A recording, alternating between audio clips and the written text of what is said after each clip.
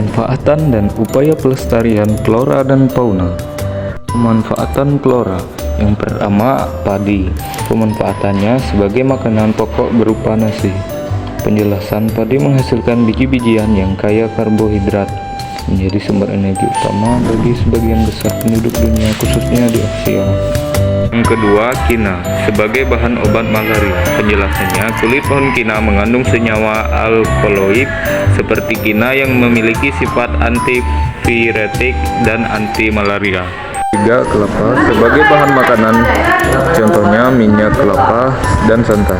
Dan yang non makanan, contohnya seratnya untuk dibuat tali.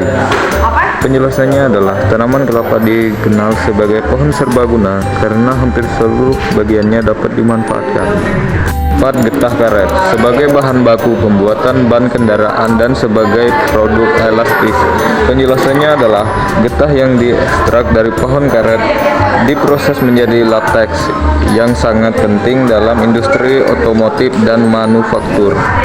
Pemanfaatan fauna. Yang pertama, sapi sebagai sumber daging, susu, dan kulit. Penjelasannya adalah sapi menghasilkan protein hewani melalui daging dan susu, sementara kulitnya digunakan sebagai bahan baku untuk produk seperti sepatu dan tas. Yang kedua, lebah madu. Pemanfaatannya untuk menghasilkan madu, propolis, dan lilin lebah. Penjelasannya adalah madu digunakan sebagai makanan dan obat tradisional, sementara lilin lebah bermanfaat dalam industri kosmetik dan farmasi. Yang ketiga, ular. Pemanfaatannya bisa ular untuk bahan obat dan kulit untuk produk fashion. Penjelasannya adalah racun ular dipelajari untuk pembuatan serum kulit ular, digunakan dalam industri tekstil dan aksesori.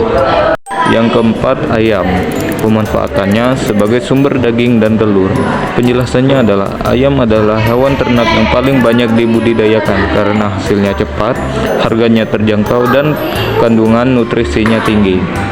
Upaya pelestarian flora dan fauna. Upaya pelestarian flora dan fauna dibagi menjadi dua, yaitu 1.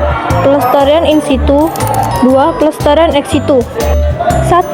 Pelestarian in situ. Pelestarian in situ adalah pelestarian yang dilakukan di habitat asli flora dan fauna tersebut. Contoh upaya: membentuk taman nasional seperti Taman Nasional Ujung Kulon untuk melindungi badak Jawa, membentuk cagar alam seperti Cagar Alam Lorentz untuk flora dan fauna khas Papua, menjaga kawasan hutan lindung agar habitat flora dan fauna tetap terjaga, yang bertujuan melindungi flora dan fauna di lingkungan alaminya agar tetap berkembang secara alami, menjaga keanekaragaman hayati sekaligus ekosistem tempat hidupnya. 2. Pelestarian ex situ. Pelestarian ex situ adalah pelestarian yang dilakukan di luar habitat asli flora atau fauna tersebut. Contoh upaya: kebun binatang untuk fauna seperti Kebun Binatang Ragunan yang melindungi berbagai satwa langka, kebun raya untuk flora seperti Kebun Raya Bogor yang menyimpan berbagai koleksi tanaman, penangkaran hewan seperti penangkaran buaya atau burung jalak Bali, bank benih, dan kultur jaringan untuk melestarikan spesies tumbuhan langka. Tujuan: melindungi flora dan fauna yang terancam punah dari pemburuan liar atau rusaknya habitat alami, mengembangbiakan spesies tertentu untuk dikembalikan ke habitat aslinya jika memungkinkan. Kesimpulan: pelestarian in situ menjaga flora dan fauna di habitat aslinya, sedangkan ex situ melindungi mereka di luar habitat aslinya. Kedua metode ini saling melengkapi untuk melestarikan keanekaragaman hayati dan mencegah kepunahan spesies.